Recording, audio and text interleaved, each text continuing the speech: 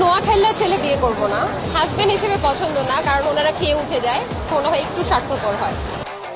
নোয়াখালীর মানুষ কারো বাসায় গিয়ে একবেলা খাবে, এটা অনেকের কাছে ভাগ্যের ব্যাপার। দ্বিতীয়ত, নোয়াখালীর মানুষ খাবার শেষে উঠে যায়, এটা স্বাভাবিক ব্যাপার। নোয়াখালীর মানুষ অনেক বেশি ব্যস্ত থাকে, তার জন্য খাবার পরে কারো সাথে বসে কিছু গল্প করার মতো এত ফাকিং লটস অফ টাইম নেই যে খাবার পরে তোমার সাথে বসে বসে গল্প করবে।